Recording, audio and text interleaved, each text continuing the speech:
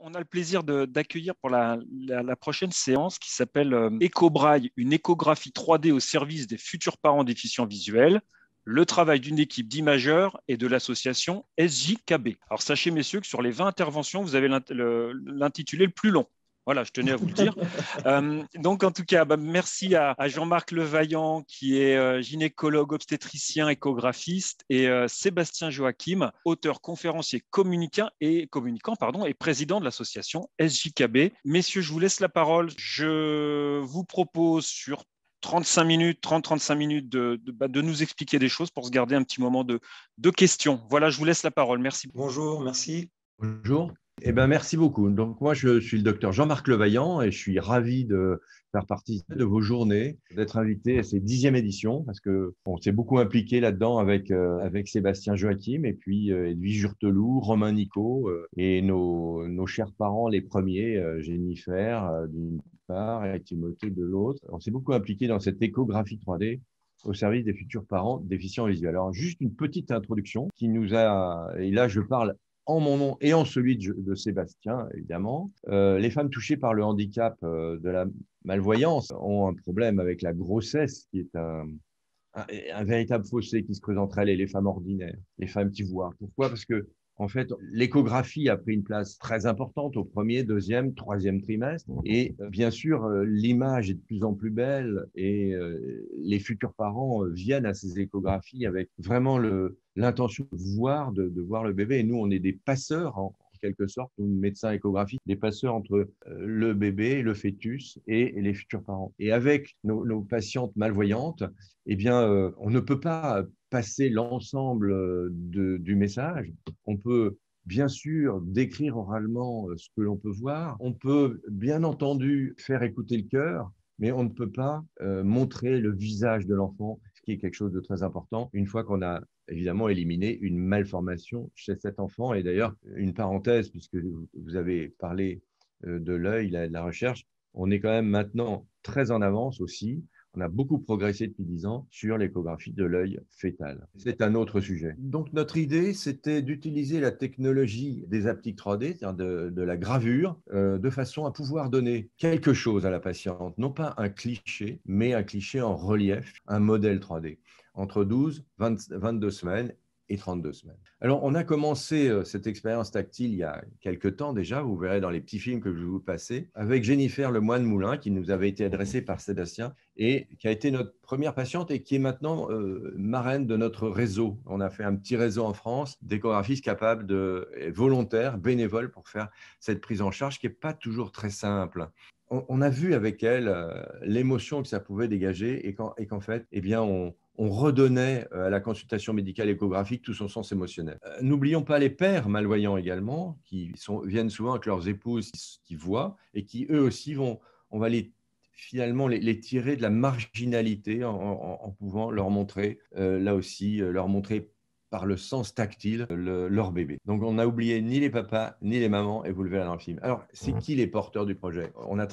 J'ai travaillé, mon équipe, puisque je travaille avec Edwige Jurteloup, mon assistante qui s'occupe de tout ce qui est gravure, etc., et prise en charge des patientes, qui est très important. On a travaillé avec Romain Nico, qui est maître de conférence à l'Université de Lille et chirurgien maxillofacial, avec qui, déjà, on avait développé tous ces appliques 3D pour les malformations fœtales. Et puis, surtout, la rencontre avec Sébastien Joachim a été déterminante, le président de l'association SJKB, qui nous a vraiment ouvert les portes de ce problème et qui nous a énormément aidés là-dessus, et merci infiniment. Et puis, on n'aurait pas pu faire ce travail si on n'avait pas le soutien de la Fondation Ramsay Santé, et en particulier les départements de recherche scientifique, parce que grâce à eux, on a pu avoir un financement, un petit financement, bien sûr, modeste, mais qui a suffi à acheter une imprimante 3D et du matériel. Alors, la partie technique de l'innovation, c'est tout simple.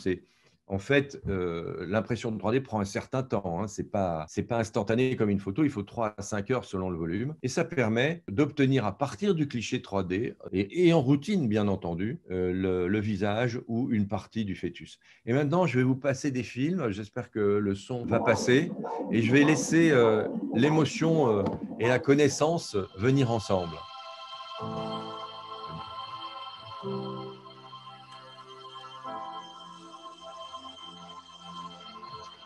Il y a des moments que nous pouvons partager et d'autres pas. Apprendre qu'on va devenir parent est l'un des plus grands bonheurs de la vie de couple. L'échographie vous permet de voir votre enfant pour la première fois, alors qu'il grandit encore en vous.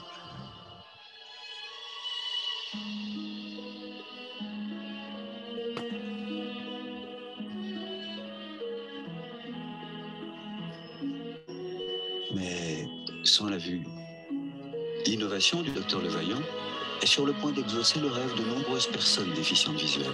Ce moment de partage devient réel.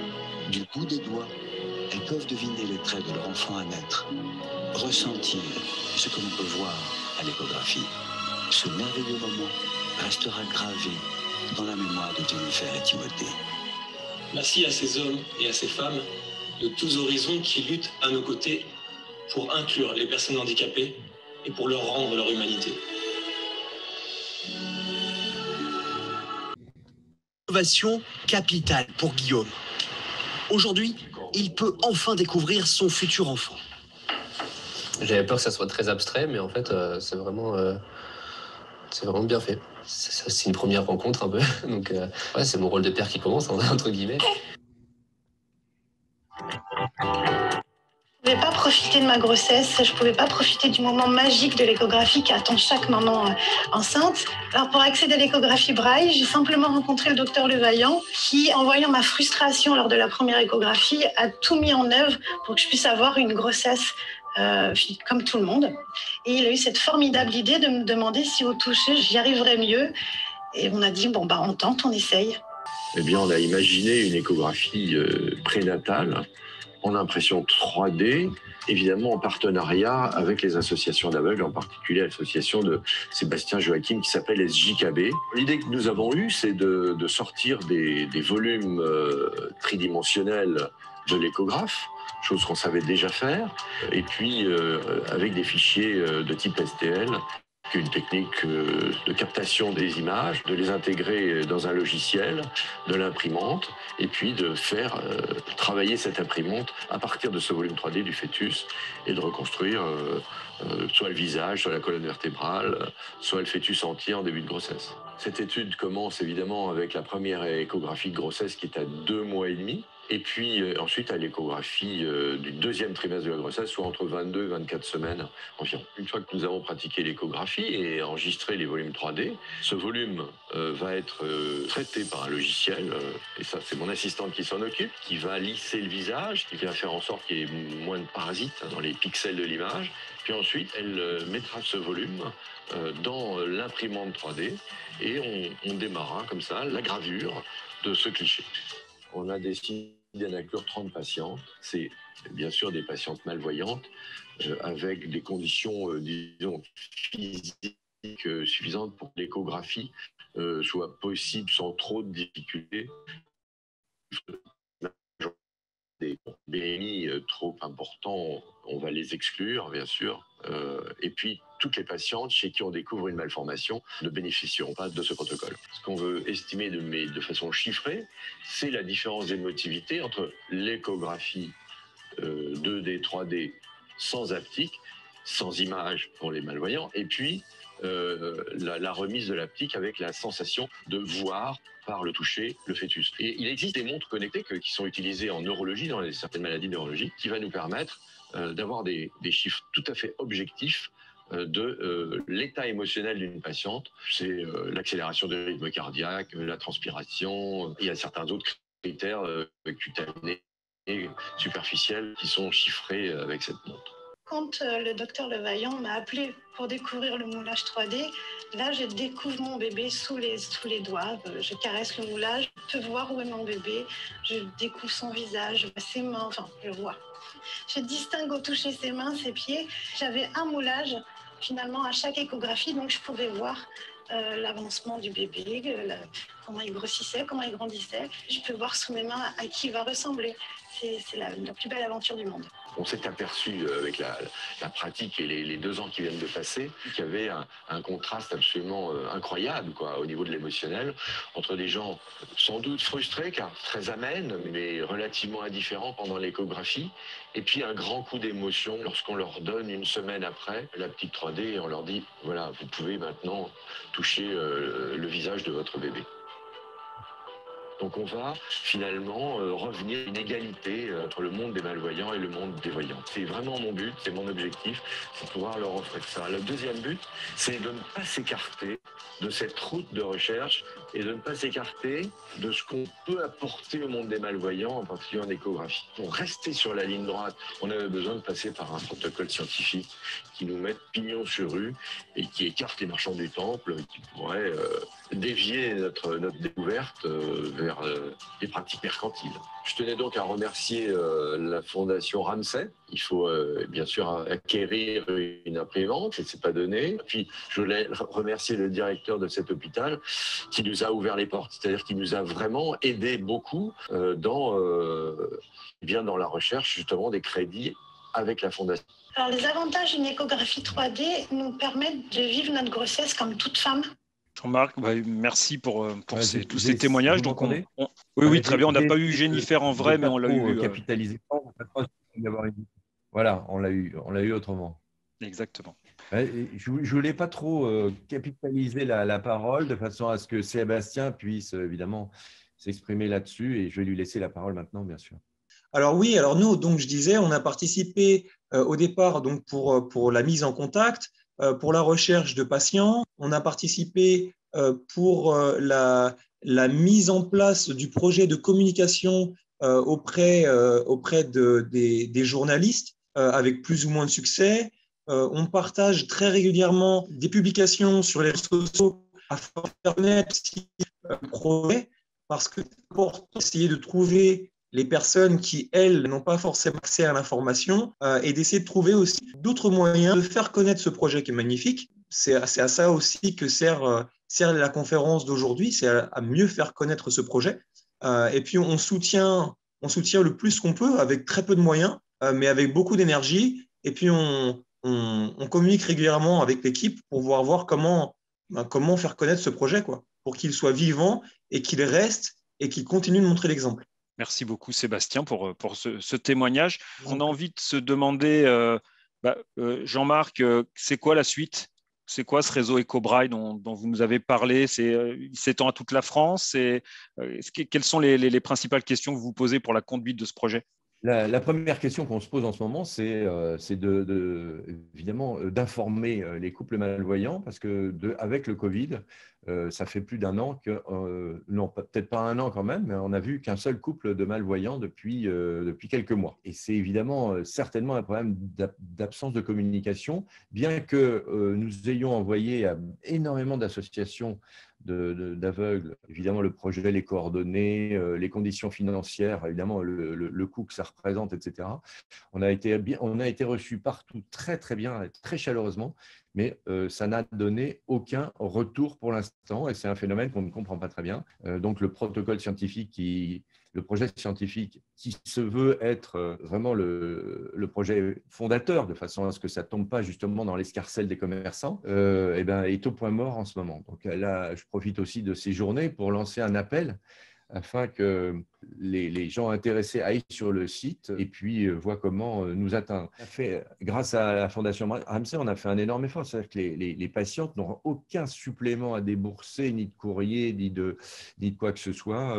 On se débrouille toujours pour qu'elles puissent venir, même s'il faut payer le train, on leur paye le train. Enfin, vraiment, on a été d'une très grande souplesse parce que je pense que c'est un enjeu commun entre notre équipe, SJKB, l'association de Sébastien, et puis les patientes malvoyantes.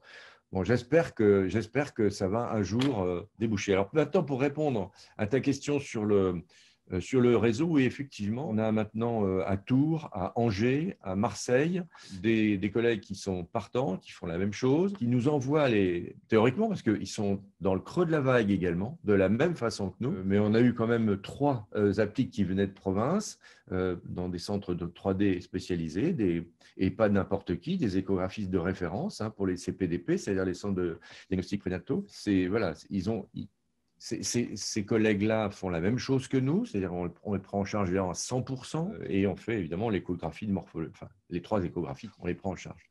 Voilà où on en est, voilà ce petit réseau qui est un embryon de réseau que je ne veux pas faire grandir avant qu'on voit si vraiment ça a un intérêt ou pas. Parce que là, on se demande si vraiment ça a de l'intérêt pour nous, les voyants, d'offrir ça aux couples malvoyants ou si ça n'a pas d'intérêt en fait, pour les couples malvoyants. Je me le demande, je suis en pleine interrogation là-dessus.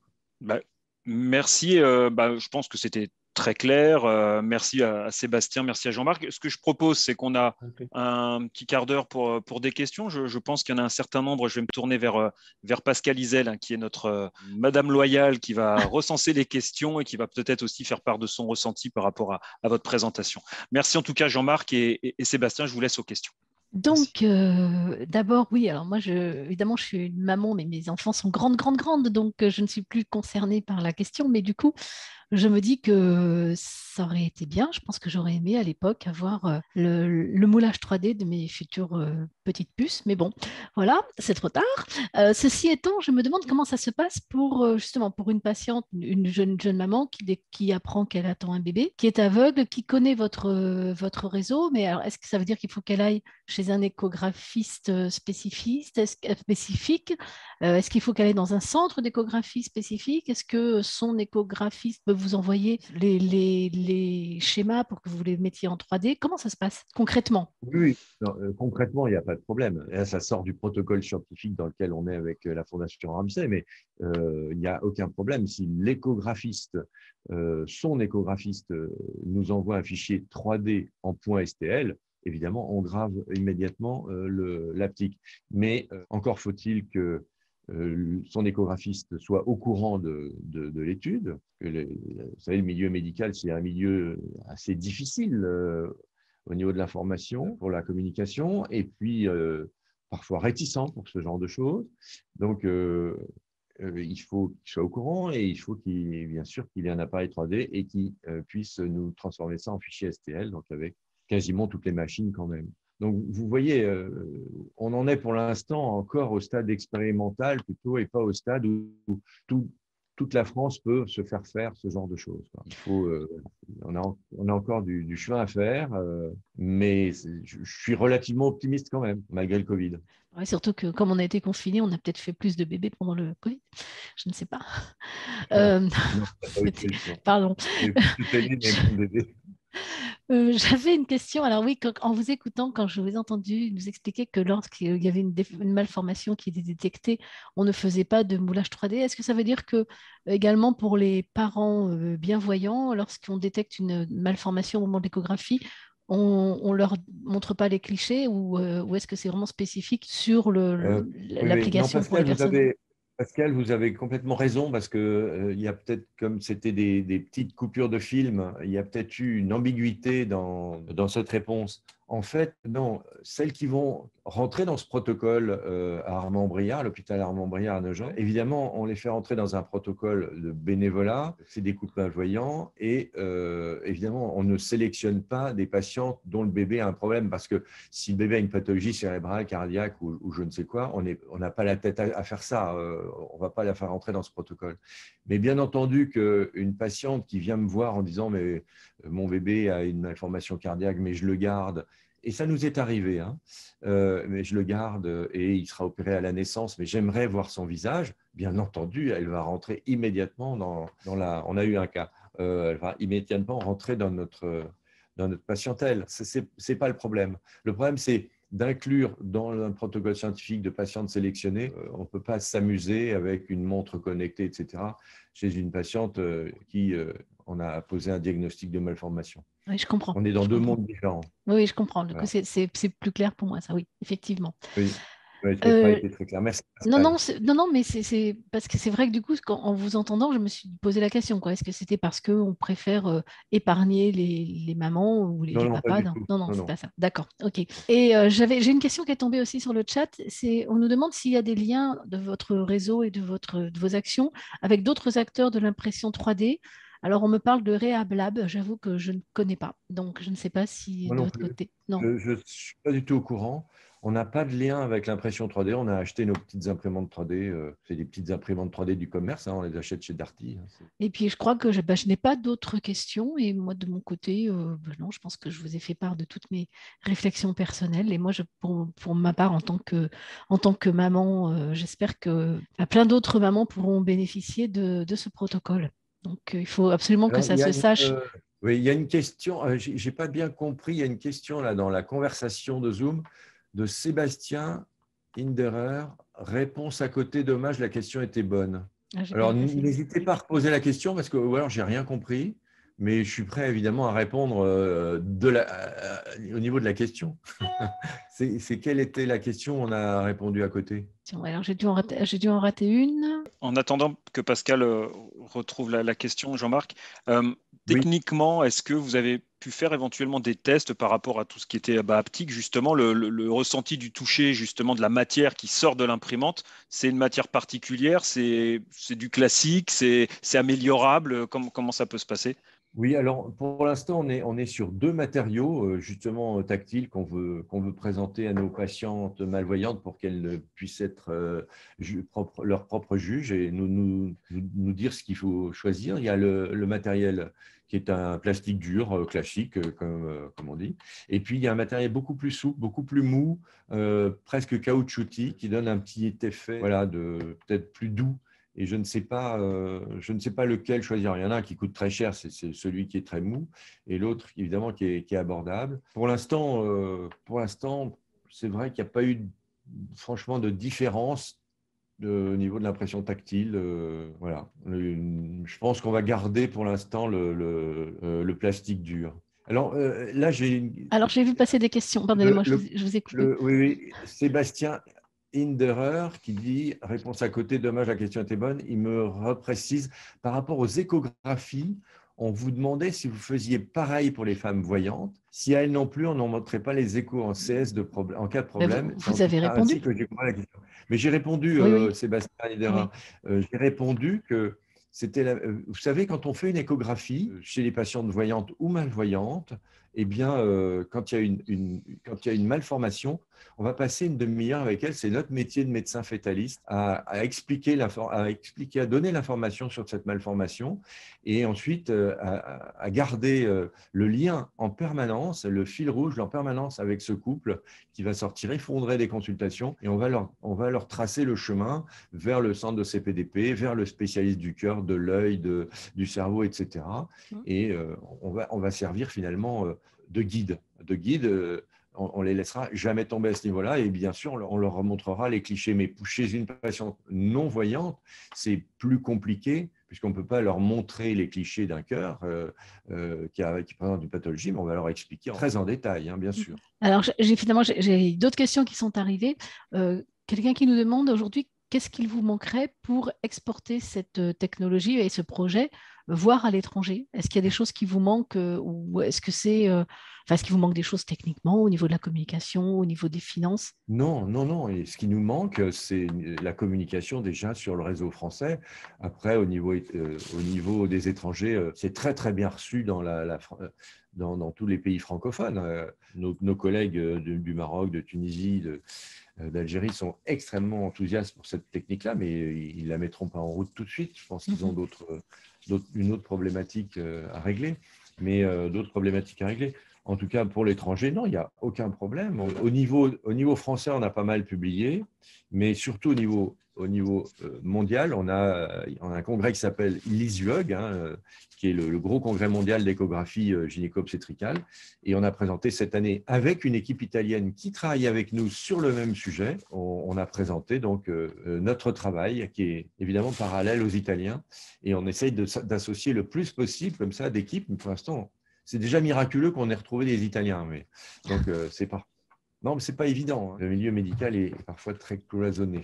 Mais en fait, Voilà. si on résume, on peut dire qu'il y a deux pans dans votre projet. C'est-à-dire qu'il y a, d'une part, si j'ai bien compris, d'une part, effectivement, la possibilité de montrer aux mamans et aux papas leur futur bébé, mais aussi l'étude de l'impact émotionnel que cette découverte peut avoir sur des personnes qui jusque-là en étaient éloignées. Et si dans la salle, s'il y a des dirigeants d'associations, s'il y a des gens qui ont le potentiel pour faire de la communication, on est preneur, en particulier pour ce protocole avec Ramsay, de façon à gagner pignon sur rue. Vous savez qu'en médecine, tant qu'on n'a pas publié, voilà, c'est du charlatanisme. Eh bien là, je pense qu'il faut effectivement, moi je demande de l'aide pour que les patients d'Île-de-France en particulier viennent sur notre centre et qu'on puisse finir cette étude, ce protocole scientifique rapidement.